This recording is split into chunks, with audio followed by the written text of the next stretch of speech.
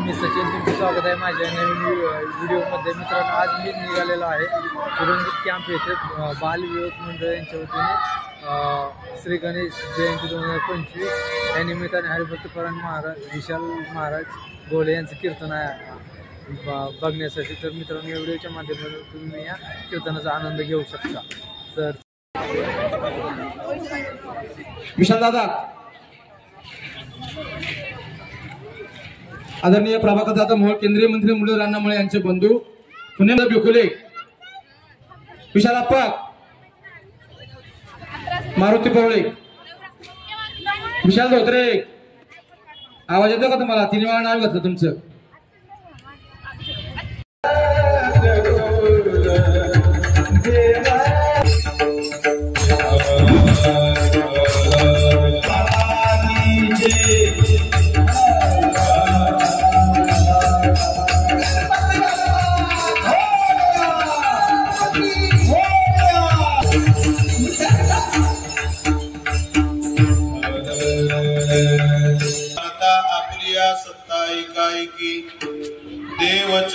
देव चतुर जाणून अंतर वर्तत असे.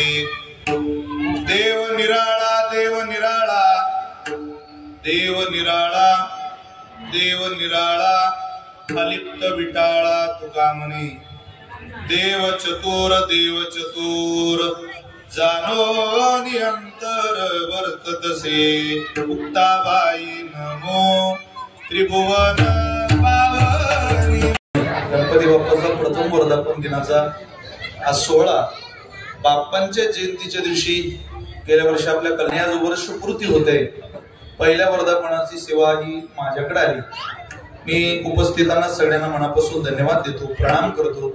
ज्ञात अज्ञात संत सज्जन मायबाप, पुढे अट्टहासाने प्रेमाने ज्या बालवीर युवक मित्र मंडळाने मला निमंत्रित केलं त्या सन्मान्य सर्व सदस्यांना, त्या उत्सवाचे उत्सव प्रमुख, त्या बालवीर युवक मित्र मंडळाचे अध्यक्ष, सन्मान्य सर्व सदस्य, अध्यक्ष आदरणीय रामदासजी पवळे, ज्यांच्या संपर्कातून आदरणीय चंदू महाराज पंचाळ यांनी मला अट्टहासाने सेवा माझ्याकडे दिली, अशा आदरणीय आपल्याला सगळ्यांना सुपरिचित. गेली वर्षभर संपर्कात राहून या उत्सवाला आपण आलं पाहिजे असं वेळोवेळी ज्यांनी आग्रह केला, अशा आदरणीय तुषारदादा पवळे सगळ्यांच्या चरणी साष्टांग दंडवत करतो, प्रणिपात करतो आणि बालवीर युवक मित्र मंडळाला साष्टांग धन्यवादामध्ये पुणे परिसरामध्ये सगळ्यात चांगला उत्सव, दैदिप्यपूर्ण उत्सव, आगळा वेगळा उत्सव असं जर मला कोणी विचारलं तर पुणे म्हटलं की गणपती बाप्पाचे उत्सव प्रत्येक वाड्यात, गल्लीत, बोळात, कॉलनीत एरिया वाईज उत्सव.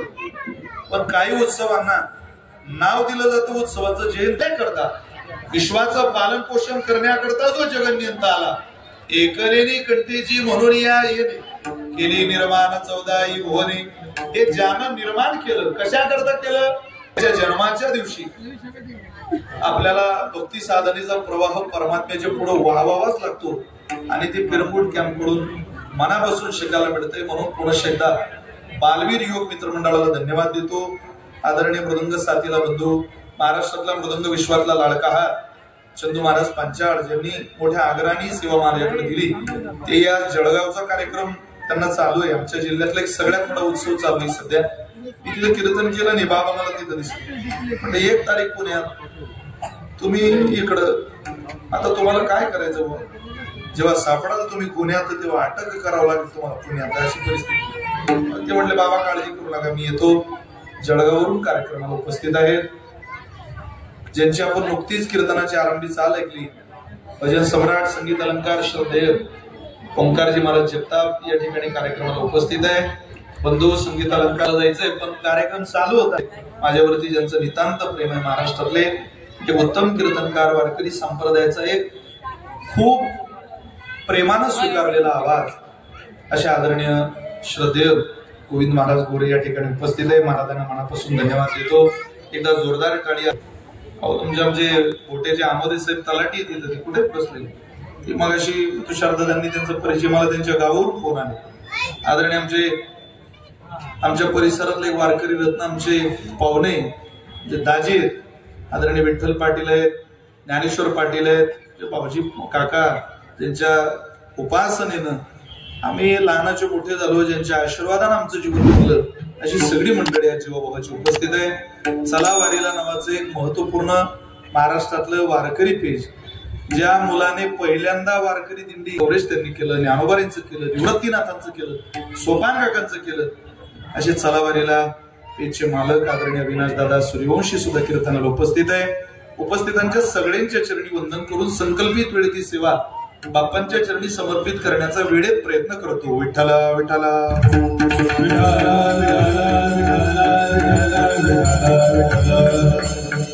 आपल्या परंपरेमध्ये माघ महिन्यातली चतुर्थी आणि भाद्रपद चतुर्थी या दोन्ही चतुर्थ्या फार प्रसिद्ध आहेत आणि त्या महत्वपूर्ण आहेत.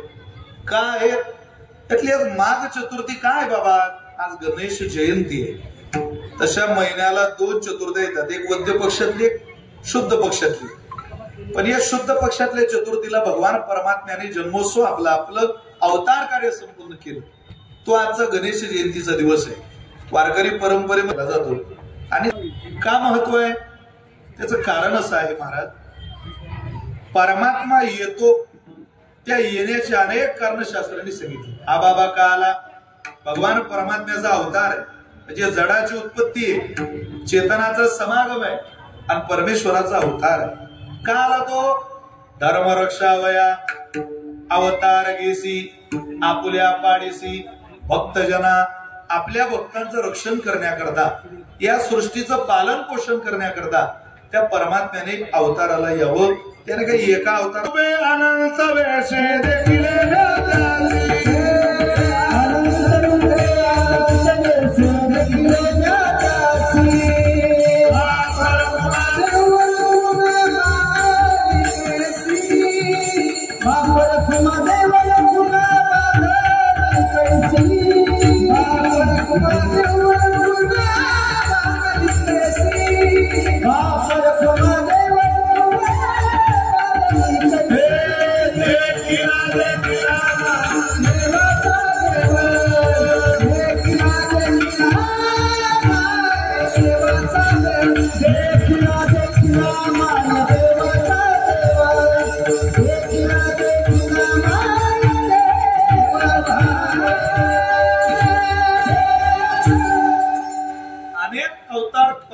घेतले, वेगळे वेगळे घेतले.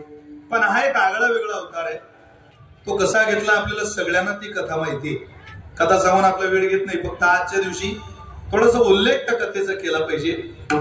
काही ठिकाणी मळाचा उल्लेख आहे आणि काही ठिकाणी चिखलाचा उल्लेख आहे. शिवपुराणामध्ये तसा चिखलाचा उल्लेख आपल्याला आढळायला पाहायला वाचायला मिळतो. काय केलं? पार्वती मातेनं स्नानाला गेल्यानंतर त्या गणपती बाप्पाची त्याला सुपुत्र म्हणून, माझा मुलगा आहे, माझा रक्षक आहे म्हणून मूर्ती जरी तयार करताना गणेशजीची नसली तरी गणपती बाप्पा या पदापर्यंत नेण्याकरता सुरुवातीचा काळ हा महत्वाचा आहे की चिखलाचा संरक्षक बनवला आणि आपला प्राण त्यात ओतला पार्वती मातेने. का? कारण नंदी बाबाला थांबून सुद्धा भगवान महादेव मैया जिथं स्नानाला बसलेले आहे तिथं आत जाण्याचा प्रयत्न करत होते. कोणीतरी अंगरक्षक पाहिजे, कोणीतरी संरक्षक पाहिजे. मालक जरी असला, कोणी कुटुंब प्रमुख जरी असला तरी एक स्त्री ज्या वेळेला स्नानाला जाते त्यावेळेला त्या स्त्रीच्या संरक्षणाकरता कोणीतरी पाहिजे. कोणीतरी काय तो इतक्या जीवातला पाहिजे की जीव त्याचा गेला, प्राण गेला तरी माझ्यापर्यंत कोणाला येऊ देणार नाही इतक्या विश्वासाचा पाहिजे. या भावनेतून प्राण ओतला, आपलाच प्राण त्या मूर्तीत घातला, त्या चिखलाच्या गोळ्यात घातला. मग संरक्षण सुरू झालं. पुढे भगवान महादेव आले, त्यांना अडवलं. बाप्पांना राग आला. भगवान महादेवाने आपल्याला सगळ्यांना श्रुत आहे, माहितीये की त्यांचं मुडकं उडवलं. पार्वती मातेला अति त्रास झाला, दुःख झालं. शेवटी आई आहे जिनं प्राण ओतला. माते पुढोनी बाळक काळे नेता एकुलते एक होयका उदक तुटता मिना. अरे गणपती बाप्पाची आई असू द्या नाही तर तुमची माझी आई असू द्या, जसा पाण्यातला मासा बाजूला काढल्यावर तडफड होते तसं लेकरू बाजूला गेलं कितीची तडफड होते. पार्वती मातेला भगवान महादेव म्हटले, अगं मला माहिती नाही तुझा इतका जीव आहे यार, तू प्राण ओतलाय मला काय माहिती, तुम्ही माझा मुलगा नाही, माझाच एक प्राण, आणि त्या प्राणावर तुम्ही घाला घातलेला आहे. आता काय केलं पाहिजे?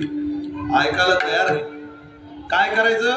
सेवकाला सांगितलं जा, याला पुन्हा जिवंत करायचंय, उत्तर दिशेला जा, आणि उत्तर दिशेला सगळ्यात पहिल्यांदा तुम्हाला जो प्राणी भेटेल त्याचं मुडकं घेऊन या.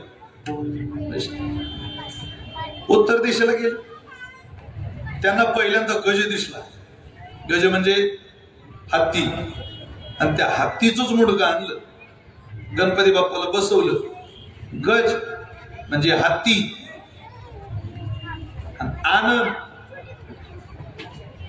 म्हणजे मुखकमल. गजाचं मुखकमल आणलं, असा गज आनंद. आणि मग गणपती बाप्पाची ती मूर्ती तयार झाली. त्या पार्वती मातेनं वर मागून घेतला, माझ्या लेकराचा नुसता प्राण तुम्ही घेतला नव्हता, त्याचा अपमान सुद्धा केला होता. अगं पार्वती, सांग बाबा तुला त्या अपमानाच्या मोबदल्यात काय पाहिजे. इथून पुढं तुमचं नाव घ्यायच्या अगोदर सुद्धा माझ्या मुलाचं नाव घेतलं गेलं पाहिजे. जगातल्या देवादिदेव महादेवाचं नाव घ्यायच्या अगोदर सुद्धा गणपती बाप्पाचं स्तवन करावं लागतं. अहो त्याच काय, विश्वातली कोणतीही क्रिया असो, गणपती बाप्पाला वंदन केल्याशिवाय ते कार्य पूर्णतेला जात नाही. हे ज्या वेळेला देवानं पार्वती मातेला वराच्या माध्यमातून संकल्प सोडून भगवान महादेवाने सिद्ध केलं, तो दिवस कोणता असेल तर तो माघ महिन्यातल्या चतुर्थीचा दिवस होता, अर्थात गणेश जयंतीचा दिवस होता. म्हणून या दिवसाला विशेष प्राधान्य, विशेष महत्व आहे. म्हणून आजच्या दिवशी सुरुवातच करायची. आरंभी नमितो तुला गणपती गौरी सुता मोरया. वंदन करायचं.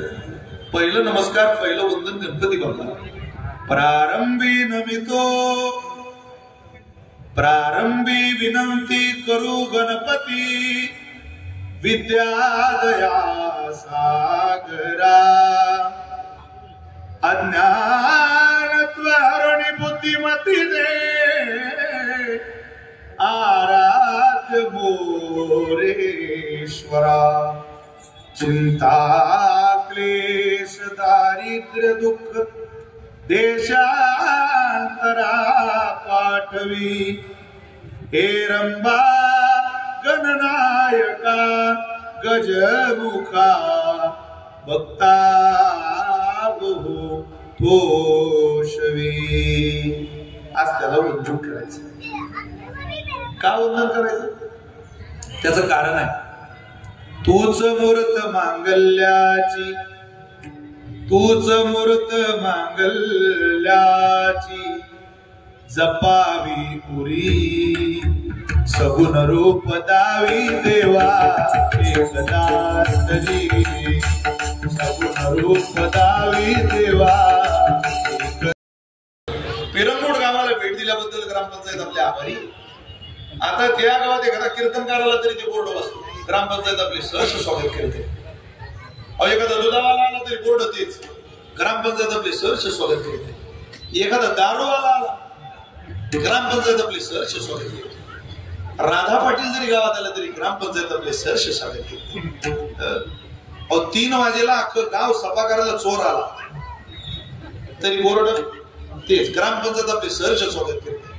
ज्या चोरांना किंवा पिरंगूट मध्ये चोरी केली, तिजोरीचे तुझेरो लुटल्या, तो गाव सोडताना सगळी पंडल त्याच्याजवळ, सोनानं त्याच्याजवळ, पण गाव सोडताना त्यानं बोर्ड वाचलं.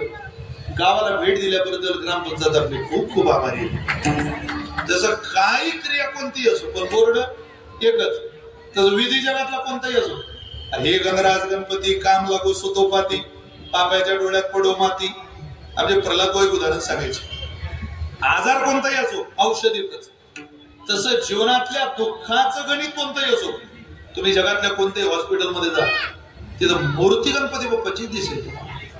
अहो गाडी कोणतीही घ्या, अगदी आल्टो 800 पासून घ्या तर मर्सिडीज बेंज पर्यंत घ्या, कोणती घ्यायची घ्या, पण शोरूमला गाडी किती भारी घेतली तरी मूर्ती कशाची बसवली जाते? सुखकारक असलेला आणि दुःख हरक असलेला देव गणपती बाप्पा आहे. तो जीवाभावाचा आहे, तो बुद्धिप्रेरक आहे, सुखकारक आहे, तो चिंता हरक आहे, त्याला चिंतामणी म्हणतात. तो सिद्धिविनायक आहे, तो सिद्धीला कार्य देणारी देवता आहे, तो विनायक आहे. त्याला काय म्हणावं, तुला काय म्हणू देवा, तू आमचं सर्वस्व आहे. तो बुद्धीची देवता आहे. मुलांना प्रार्थना केली, यशाची देवता म्हणून गणपती बाप्पाकडे पहिलं जातं. आजार कोणताही असो, आध्यात्मिक असो, आधी भौतिक असो, आधी दैविक असो, दुखणं कोणतंही असो, औषध एकच, ते म्हणजे गणपती बाप्पाचं स्तवन. बस मंगलादिनी मंगलमध्यानी मंगलंतानी समाप्ती काम मंगलमाचरेत. आमचे प्रल्हाद महाराज सांगायचे. म्हटले 2-4 वर्ष एका कंपाऊंडरने एका डॉक्टरांच्या हाताखाली काढली आणि त्याने पाहिला तर जुन्या डॉक्टरांची अशी कमाल होती, त्या औषधेच्या आजारावर, पण रोगाचा जन्म हा माणसाच्या पोटात होतो. 90% आजार हे पोटातच जन्माला येतात. वात, पित्त आणि कफ याच्यातून आजार जन्माला येतात. औषध जरी कोणतंही दिलं तरी त्या औषधी बरोबर, त्या इतर मेडिसिन बरोबर जुने डॉक्टर पोट साफ होण्याचं औषध द्यायचे. म्हणजे याचं पोट क्लिअर साफ झालं की 50% आजार याचा बरा होईल. एका कंपाऊंडरनं पाहिलं, आपला डॉक्टर कोणत्याही पेशंटला एक चूर्ण देतो, त्या चूर्णाचं नाव प्रसिद्ध आहे सोनामुखी. प्रल्हाद सांगायचं, कोणी पेशंटला सोनामुखी चूर्णाचे 2 टक घेतल्यावर त्या खपोट माणसाचं खाली करायचं. पण त्या कंपाऊंडरनं पाहिलं, म्हणले हा डॉक्टर कोणालाही सोनामुखी देतो. डॉक्टर म्हणतो सोपा आहे. त्याला त्या डॉक्टरला सोडलं, स्वतःचा दवाखाना घातला. पण आता दवाखान्यात पेशंट आला पाहिजे ना. त्याने एका जणाला 100 रुपये दिले, सांगितलं अख्ख्या गावात एक फक्त मला पेशंट आला, कोणी एकदा माझ्याकडे पेशंट आला, कोणा आपल्या प्रसिद्धीची गरज पडणार नाही, तू माझ्याकडे पेशंट घेऊन ये. 100 रुपये घेतलेला माणूस गाववर फिरायला लागला, त्याला पेशंटच सापडेल. एका कुंभारबाचं गाढव आणि ते फार चिंताग्रस्त. 4 तास झाले गाढव शोधते, म्हणे गाढव सापडत नाही. नेमकी त्याला भेट झाली. राम राम राम राम. का हो? म्हणे गाढव हरवलं आमचं. बरं काळजी करू नका, 1 नंबर डॉक्टर आले आपल्या गावात, तुम्ही चला फक्त. अरे म्हणले का गाढवाचा ते डॉक्टरचा काय संबंध आहे? अरे म्हणे तुम्ही चाला हो, कोणता इलाज, कोणताही उपाय, काळजी करू नका. फारच हुशार माणूस आहे, नवीन आहे. आला बाबा, नमस्कार डॉक्टर साहेब. नमस्कार, काय होतंय? तो म्हटले मला काही होत नाही, पण आमचा गाढव जरा हरवलंय, तेवढं काळजी करू नका. तुम्ही 2 टक घ्या सोनामुखीची, तुम्हाला गाढव सापडत नाही. तो म्हणे मी घेऊ? हो घ्या. घेतली सोनामुखी 2 टक. ती सोनामुखी इतकी खतरनाक होती, ओंकार महाराज. 2रा टक घेतला बरोबर ते डबल उचला लावायची, इतकी चार्जिंग त्या. कुंभार बाबांनी उचललं डबळ पळ डोंगरावर, उचललं डबळ पळ डोंगरावर, उचललं डबळ पळ डोंगरावर. 4था चक्कर डोंगरावर मारला तेव्हा डोंगरावर गाढव सरत होत. कुंभारबा म्हटले थोडा त्रास झाला, पण गुण हमखास सोनामुखी. वा, ते परत आले, डॉक्टरचे आभार मानले. त्या गावातलं एका राजाचं राणीचं नेमकं भांडण झालं आणि राजानं राणीला घराबाहेर काढून दिलं. झाल निघ तुझ्या माहेर आहे गावातलं. ती माहेरीवर राहायची. राजा काही राणीला आत घेत नव्हता. नेमकं त्या कुंभारवांची राणीची भेट झाली. म्हटले काय झालं राजाला? राजा मला आतच घेत नाही. काळजी करू नका म्हणे, तुम्ही फक्त डॉक्टरची सल्ला घ्या.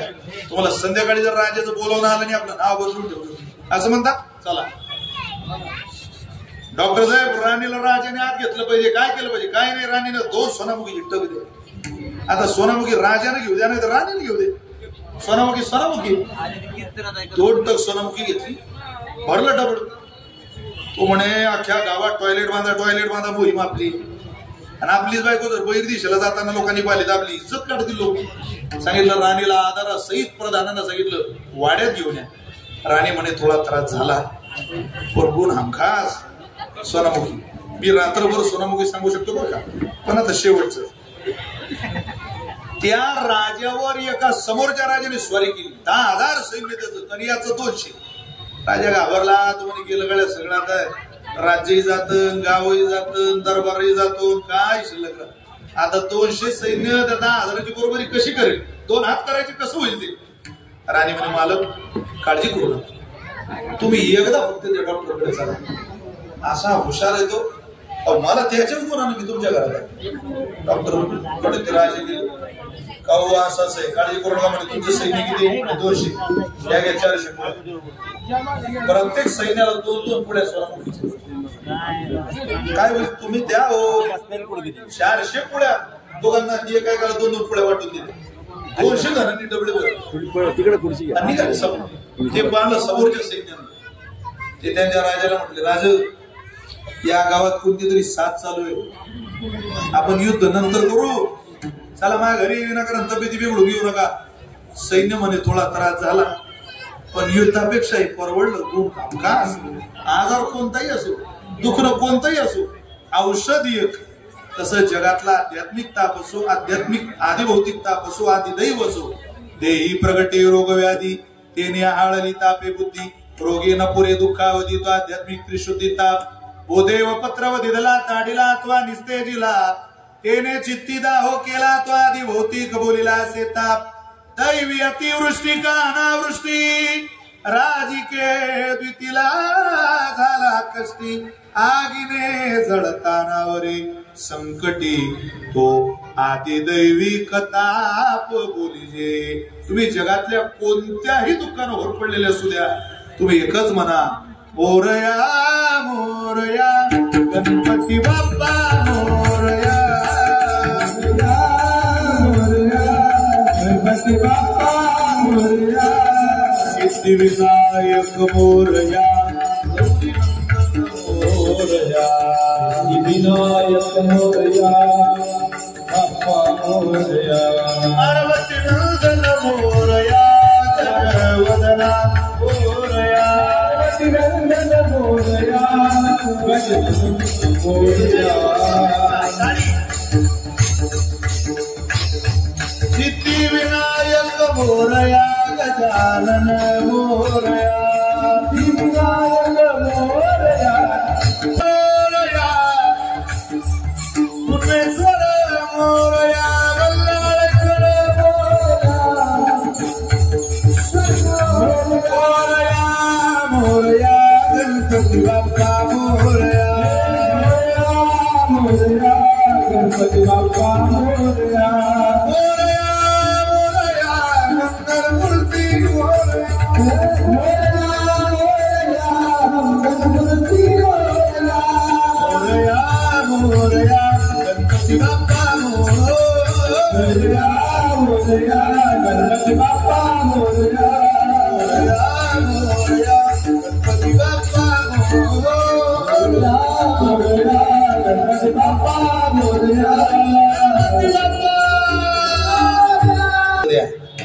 ज्या दिवशी पोरं चांगलं स्तवन करतील त्या दिवशी फळ चांगलं काहीतरी पदरात पडेल. मनू भाकर नावाची या देशाला 2 कांस्य पदक देणारी पोरगी गेल्या ऑलिम्पिकच्या स्पर्धेमध्ये 2 कांस्य पदक तिने भारताला दिली. ज्या वेळेला 2 कांस्य पदक भारताला मिळाली त्यावेळेला एका इलेक्ट्रिक मीडियाच्या संपादकानं त्या मनू भाकर नावाच्या पोरीला विचारलं, मनू अगं 2 कांस्य पदक भारताच्या पदरात घातली, बाई तुझं वय 22 वर्षाचं आहे, अगं कसं साध्य केलं तू? 140 करोड लोकसंख्येच्या देशात क्रिकेट हा खेळ प्रसिद्ध आहे, पण ऑलिम्पिकच्या यादीमध्ये आपण अजूनही 17च्या पुढे 72वा क्रमांक या देशाचा. 140 करोड लोकसंख्येच्या देशात अजूनही 1 गोल्ड मेडल भारताच्या पदरात नाही. तू पहिल्यांदा 2 कांस्य पदकं दिली, ते कसं दिलं तू या भारताला? मनू भाकर नावाच्या एका तरण्या मुलीनं इलेक्ट्रिक मीडियाच्या संपादकाला दिलेलं गोड उत्तर मला आवडलं, जे तुमच्या माझ्या प्रत्येक मुलानं मुलीनं दिलं पाहिजे. ती म्हणायला लागली, साहेब मी 2 कांस्य पदक या भारत मातेच्या पदरात घालू शकली याला कारण माझे वडील आहे. माझ्या वडिलांनी माझ्या हातात श्रीमद भगवत गीता नावाचा ग्रंथ दिला आणि हा त्या गीता माऊलीचा प्रसाद आहे. जशी तुमची मुलं वाचतील तशी ती तयार होतात, ध्यानात ठेवा. म्हणून त्यांच्या हातात काहीतरी चांगलं वाचायला द्या, काही देऊ नका. काय वाचावं काय म्हणावं, कीर्तनाला बसलेल्या सगळ्या महिलांनी हा टास्क करा. आणि तो प्रार्थना आहे तुम्हाला, अन्नाच्या जागेवर ज्या महाराष्ट्रात गटागटा इंद्राणीचं पाणी पिऊन ज्ञानोबांनी ज्ञानेश्वरी दिली, देवाशाला ज्ञानेश्वरी सांगितली, ज्या पुणे जिल्ह्यामध्ये इंद्रायणीचं पाणी सुद्धा सिद्धपीठातून प्यायला आपण आळंदी क्षेत्राकडे येऊ नये असा दंडक त्या काळात लोकांनी लावून दिला. त्यांनी काय नाही दिले या पुण्याला. आणि त्या पुण्यातली माणसं जर ज्ञानेश्वरी वाचत नसतील, तुकोबारींचा गाथा वाचत असतील, सगळे अभंग तुकोबारींनी इंद्राणीच्या तटात म्हटले, असं वाचत नाही. म्हणून बघा तुम्ही काय चाललंय. की रोज म्हणतो सकाळ संध्याकाळ शकून रोज का गणेश जयंती साजरी करावी, का देव धर्माला मुलं लावावी, ज्ञानोबा तुकोबारांचा पदराखाली का पोरं आणावी, ज्ञानोबा तुकोबारा नावाचे मायबाप पोरांना दाखवावे का, त्याचं कारण शकुनात आहे. नामदेवराय बोलतात पृथ्वीमध्ये दादा एक अद्भुत होईल, बहीण भावा दुगा जनाचा विवाह लागेल. 5 वर्षाची कन्या भरतार लागेल, 6 वर्षाची कन्या गर्भीन राहील. ऐकाया कलियुगाची थोरी, पुत्र तो होईल पित्याचा वैरी. प्रतारा सोडून घरोघर फिरतील नारी, ऐसा शकून दादा ऐका निर्धारी. हे निर्गुण निराकार दादा बाबूर माझे गाव, शकून सांगावया आले माय माझे नाव. आपण जरा भानावरती या सगळी मंडळी, जी माणसं गात्याच्या लांब गेली त्यांना माझी प्रार्थना आहे. अरे तुझं लक्ष कुठं आहे मित्रा? जी माणसं ज्ञानेश्वरीच्या लांब गेली त्यांनी विचारा स्वतःला प्रश्न, आपण काय जगतोय?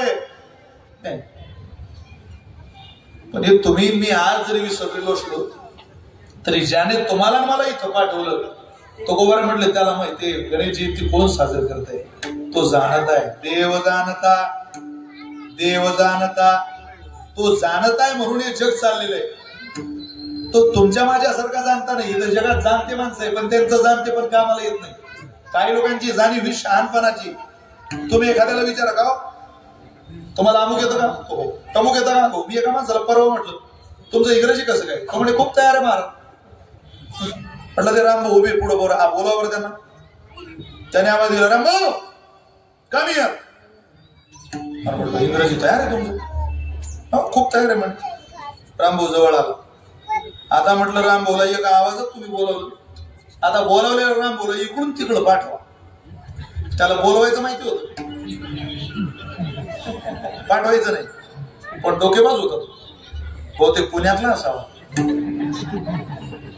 जिथं रामभाऊ उभा होता तिथं तो गेला. ज्यांना कळलं त्यांना धन्यवाद. चला याला श्रोता म्हणतात तयारीचा. काही लोकांना विनोद सांगा ते 10 मिनिटांना असतात.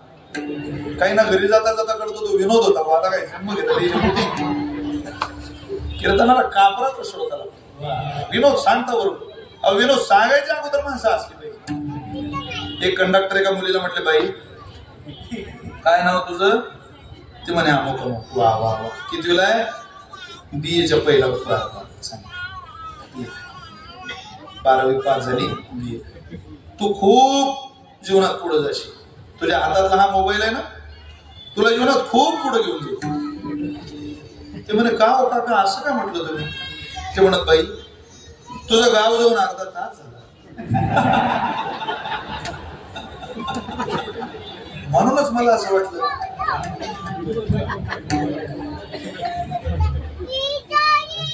काही माणसं नेणून नेते, काही जाणून जाणते, काही नेणून जाणते आणि काही जाणून नेते. जाणून जाणते त्यांना कळतं पण जाणीवेचं शहाणपण आहे. काही माणसं प्रचंड हुशार असतात पण अहंकार असतो, मलाच कळतं. हे जाणून जाणते त्यांचा जगाला फायदा होत नाही. दुसऱ्यावर काही नेणून नेमतात त्यांना काही कळत नाही. पण आपल्याला कळत नाही हेही कळत नाही. काही नाही चाललंय. शाळेत एखादी पोर विद्यार्थी जात आहे, चित्र दिसतंय, वर्ग भरलेला आहे, सगळेच पोरं थोडी तयार होतो. तुम्ही पहा काही पोरं वर्गात दिसतात, त्याच वर्गातली पोरं विहिरीतला येतात, त्याच वर्गातली पोरं क्लास 1 अधिकारी होतात आणि त्याच वर्गातली पोरं कोयता हातात घेतात. त्याला काय? त्याने तिच्याकडे पाहिले, तिने त्याच्याकडे पाहिले. पाहता पाहता वर्ष निघून गेले. मग काय तिचे 2 आणि त्याचे 4 विषय राहिले. समजा याचं चित्त नव्हतं गड्या. नेणून नेते काय उपयोगाचं नाही. काही जाणून जाणते, काही नेणून नेमते, काही जाणून नेमते. यात संत घाला. जाणून नेणते करी माझे मन. त्यांना सगळं माहिती. मनुष्य जाणून नेता असावा. काय चंदू महाराज तुमच्या हातात गोडवाय असं म्हटल्यानंतर नेत्या साधकाकडून उत्तर यावं, आमचा कसला हातात गोडवा, हा गोडवा देणारे ज्ञानोबर आहे. हे जाणून नेमतेपणाचं लक्षण आहे. काय तुम्ही गणेश जयंतीचा सोहळा साजरा केला हो बालवीर युवक मित्र मंडळ, असं ज्या वेळेला तुम्हाला कोणी म्हणेल त्यावेळेला इथल्या सन्माननीय सदस्याच्या मुखातून पहिला शब्द बाहेर यावा, आम्ही बोल करणारे बापांनी तो सोहळा गोड करून घेतला. हेच माणसाला मोठं करत असत. जाणून नेमतं व्हावं. चांगला शेतकरी आपलं पीक कधी उघडं ठेवत नाही, तो त्याच्यावर माती घालतो. कारण त्या पीला उघडं ठेवलं की अनेक पाखरं चोचा मारण्याची शक्यता आहे. या जगात असे रिकामे कावडे फिरत असतात ज्यांना ओरिजिनल काठेवाळ घोडा कळत नाही. त्या घोड्याच्या अंगावर त्या कावड्यांना जखमच लागते. पोपट कावड्याला सांगतो, रे कावड्या आले का काय काठेवाळ घोडे, अरे कोणाशी सहन होत नाही त्याला. ओरिजिनल काठेवाळ घोड माशी सुद्धा अंगावर सहन करत नाही. तसं जातवान खिल्लार ओळखायला नजर लागते, तसं जातवान काठेवाळ ओळखायला सुद्धा नजर लागते. आणि ती नजर शेतकऱ्याची लागते. तेजा इशारी ती तट्टू पोबावरी ती तुकोबारे बोलतात. शिवरायांनी स्वराज्या करता घोडा घ्यावा, पण गाथा वाचून घ्यावा. तुकोबारे सांगतात तशी परीक्षा करायची, तोच घोडा स्वराज्याचं काम. बाकी घोडे कामाला येणार नाही. तो पोपट सांगतोय पहा काय घोडा आहे, पण कावळा म्हणतो अरे घोडा लय देख नाही, पण त्याच्या अंगावर जखम नाही, टोकारलेलं नाही, पोकारलेलं नाही. घोडा किती देखणा असला तरी कावळ्याला जखम लागते. तशी या जगात काही कावळे, तुम्ही किती नीट वागा, किती चांगली कामं करा, ते 40% माणसं कायम तुमच्या विरोधात आहे. ध्यानात ठेवा. जीवनभर 100% समाज तुम्हाला झाला असा या जगात एक माईचा लाल इतिहासातही झाला नाही आणि पुढेही कोणी होणार नाही. 100% लोकांनी तुम्हाला चांगलं म्हणावं असं कधीच घडत नाही. अरे सगळ्या कुटुंबाला आपण विरोध सहन करून पुढे चालतोय. आपल्या कुटुंबातले माणसं 100 पैकी 100 गुण आपल्याला देत नाही, तर जगाने काय द्यावे, देऊ शकत नाही महाराज. म्हणून आपण जाणून नेमत असावं. बऱ्याचदा नेमत्याची भूमिका केली. काय वेळेला शहाणपण सांगून चालत नाही. जगात नेमतं व्हावं लागतं. तुम्हाला एखादी गोष्ट माहिती असली तरी दुसऱ्याला ती सांगू नये. कोणाला, ज्याला त्या गोष्टीचं मोल नाही त्याला सांगू नये. नाथ महाराज हरिपाठात बोलतात, क्रोधी अविश्वासी त्याशी बोध कैसा व्यर्थ पुरीवाच्याशी नऊ नये. जाणून नेमत राहा. तर रेड्याचं मंदिर, रेडा ज्ञानोबांच्या मागे चालला. भजन करत करत करत करत करत ज्ञानोबांच्या मागे वारकरी संप्रदायाचा पांतस्त होऊन जातोय. रेड्याचं जर मंदिर होत असेल तर तुमचं माझं भलंही होणार नाही, आपला उद्धारही होणार नाही. केवळ आपलं कर्तव्य त्या चतुर असलेल्या, जाणत्या असलेल्या परमात्म्याला शरण जाणं. बस मामेकम शरणम व्रज. एक शरण येण्याजोगं ठिकाण आहे, तो म्हणजे परमात्मा आहे. त्याला जो शरण आला, नास्तिकांचं भलं झालं. नितू माणकींचं अख्ख्या राज्याला माहिती असलेलं उदाहरण आहे. अख्ख्या राज्याला ते गणपती बाप्पाच्याच विश्वातलं उदाहरण आहे. नितू माणके नावाचे प्रसिद्ध डॉक्टर झाले, हृदयरोग तज्ञ, इंद्रोदय सम्राट, सरसेनापती वंदनीय बाळासाहेब ठाकरेंच्या हृदयाची सर्जरी सुद्धा नितू माणके नावाच्या डॉक्टरांनी केली. त्या माणसाने एकदा ऑपरेशन केलं म्हणजे किमान 10 वर्षांनी आयुष्य वाढावं, इतकी ताकद कला हातामध्ये. पण देव मानत नव्हते. देव म्हटलं म्हणजे त्यांना चिड यायची. देव हा विषयच त्यांना आवडत नव्हता. राज्य सरकारने त्यांना पुरस्कार जाहीर केला आणि ते पुरस्कार घेण्याकरता घरून निघाले. 3:15 स्वतःच्या गाडीमध्ये बसले. प्रवास चालू झाला.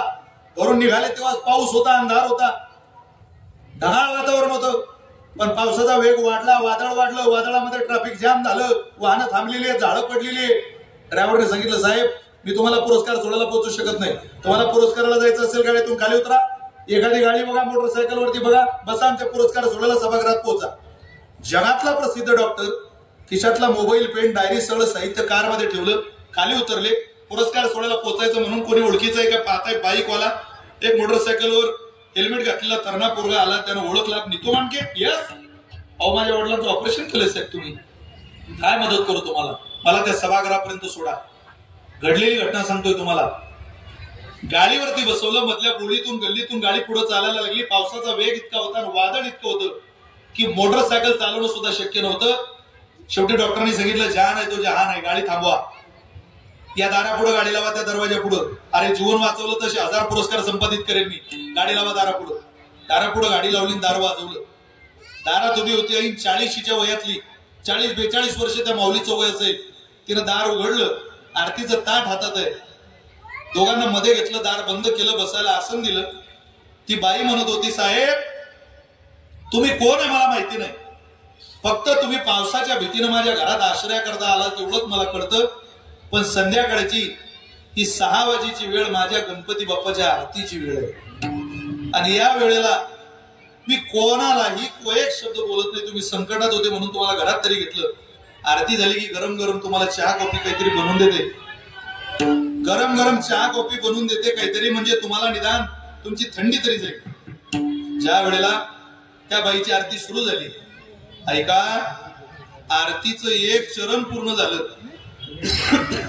आणि त्या बाईचं तान पोरग, तान बाळ पाळण्यामधून रडायला लागलं. प्रचंड आकांत करीत होता, आक्रोश करत होत. डॉक्टरांनी ते पाहिलं की तान पोरग रडतंय. न राहून मध्यावधीत त्यांनी ती आरती थांबवली. त्या बाईला म्हणले, ओ बाई थांबा, तिथं काय गणपती बाप्पाची आरती ओळख बसलाय. अरे तुमच्यासारखी निर्दयी माय मी या जगात पाहिली नाही कोणती. तानो पोरग तिथं आकांत करताय आणि तुम्ही आरती ओळखताय गणपतीची. अहो त्या गणपती बाप्पापेक्षा तुमच्या लेकराला जवळ घ्या, 2 अमृताचे घोट त्याच्या उदरात सोडा. कशी माय आहात तुम्ही. आरती बंद पडल्यानंतर त्या आरतीचं ताट खाली ठेवून ती बाई जी बोलते ते महत्वाचं आहे. ती म्हणते, साहेब तुम्ही कोण आहे मला माहिती नाही, पण मी त्या लेकराची माय आहे. त्याला कोणत्या वेळेला काय लागतंय तुमच्यापेक्षा मला जास्त कळतं. हे जे जन्माला आलेलं पोरग तुम्हाला रडताना दिसतंय ना, हे माझ्या लग्नानंतर 20 वर्षांनी झालेलं पोरग आहे. माझं वय आता 42 वर्षाचं आहे. 20व्या वर्षात लग्न झालं, 42 वर्ष वय झालं. जवळजवळ 20-22 वर्षाचा कालावधी झाला.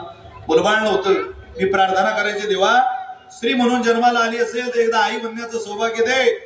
पुरुष जातीचा त्रास होत नाही, पण एकही महिला सन्मानानं स्वीकारत नाही रे. कोणी बारशाला नाही, हळदीला नाही, लेकराला हात सुद्धा लावू देत नाही. 100तल्या एखाद्या माऊलीला जर आई होता येत नसेल तर 99 महिलांची जबाबदारी आहे त्या एका स्त्रीला सांभाळण्याची. पण या राज्यात, या देशात तितकी त्या 99 महिलांकडे दानत राहिलेली नाही. जिच्या नशिबी मातृत्व लिहिलेलं नाही, त्या एका आईला सुद्धा 99 महिला सांभाळू शकत नाही. त्या दुर्दैव या मातीचं मी अनुभवलं. माझ्या लोकांनी, त्या महिलांनी अपमान केला. मी वेळोवेळी म्हणायचे, एकदा आई हा शब्द कानानं ऐकू दे. 22 वर्षांनी पोरग झालं साहेब, पण हे हृदयाच्या आजाराचं पोरग आहे. 3 डॉक्टरांकडे नेलं. हे तासन तास रडत राहतं. त्याच्या छातीला होल आहे, छिद्र आहे. प्रत्येक डॉक्टर सांगतोय, बाई याचं ऑपरेशन करावं लागेल. आम्ही म्हटलं करा, पण त्या डॉक्टरांनी दिलेलं उत्तर असं होतं, आम्ही जर या मुलाचं ऑपरेशन केलं तर हे पोरग नाजूक आहे, कमकुवत आहे, हे पोरग ऑपरेशन मध्ये मरू शकते. पण बाई, तुमच्या मुलाचं ऑपरेशन जर नीतू मांडके नावाचा प्रसिद्ध डॉक्टर करायला तयार असेल तर तुमचं पोरग 100% जीवन जगले शकतो. साहेब माझा विश्वास आहे माझ्या गणपतीरायावर. मी त्याला एवढंच मागते, अरे बाबा कुठे तू नीतू मांडके एकदा या गरीबाच्या माऊलीला दाखव. त्याच्या पायावर पोरग घालेलं म्हणेल, बाबा रे याचं ऑपरेशन कर, पैसे तुला खूप मिळतील इतर ठिकाणी, म्हणजे एकदा आमचा आशीर्वाद घेऊन जा. देऊन न मानणारा माणूस सुद्धा गुडघ्यावरती आला आणि त्या बाई पुढे हात जोडले, सांगितलं, ताई अहो याच देहाला नीतू मांडके म्हणता.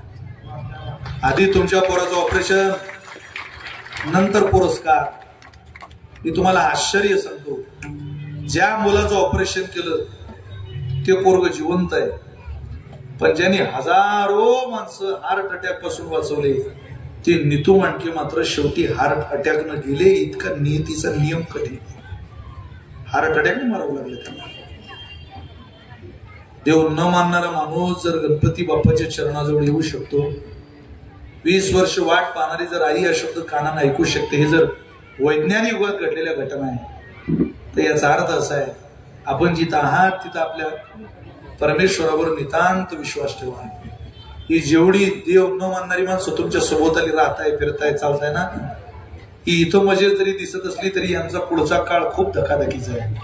केलेल्या कर्माचं फळ देवाच्या बापाला सुद्धा भोगावं लागलं. ज्या मांडीवर राजा दशरथाचा जीव जायला पाहिजे होता त्या मांडीवर एका पक्षाचा जीव जातोय, जीवनातलं कर्म आहे. म्हणून देव जाणत आहे. आपण करत असलेली सेवा त्याच्या उपयोगाला आली पाहिजे. असं जर तुम्हाला वाटत असेल तर तुकोबारे म्हटले तुम्ही त्याच्याकडे जा, पण तो तुमच्याला जवळ घेताना त्याचं एक सूत्र आहे, जाणोनी अंतर वर्ततसे. तुमच्या अंतःकरणामध्ये गणपती बाप्पा विषयी, भगवंताविषयी किती श्रद्धा आहे, किती प्रेम आहे, त्या प्रेमाच्या आधारावर तो तुमच्यावर कृपा करतो. अरे तमाशा जरी सुरू झाला या राज्यात तरी गणपती बाप्पाचं नाव घेतल्याशिवाय चालू होत नाही, अशी या महाराष्ट्राची संस्कृती आहे. तमाशा जिला पायात घुंगरू बांधल्याशिवाय स्वतःचं पोट भरता येत नाही, ती बाई सुद्धा गणपती बाप्पाचं स्तवन करून आपला उदरनिर्वाह चालवते. अशी पद्धत ज्या मतीची असेल तिथं तुम्ही मी गणपती बाप्पाचं स्तवन करून आपल्यावर परमात्मा कृपा करणार नाही. पण सब चुतो की बाजार में पत्रों का व्यापार चल रहा दुनिया में.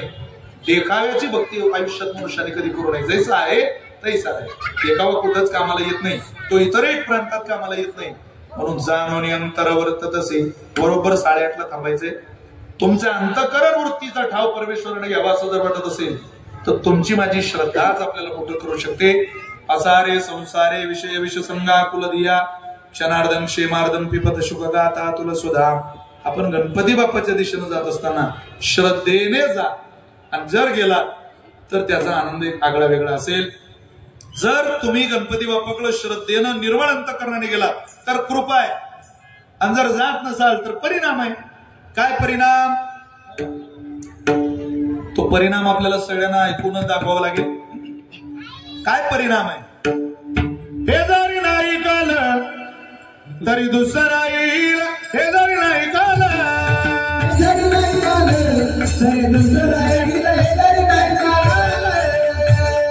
जरा ते शेवटी बा काळ बांधून येईल. जरा ते शेवटी बा काळ बांधून येईल.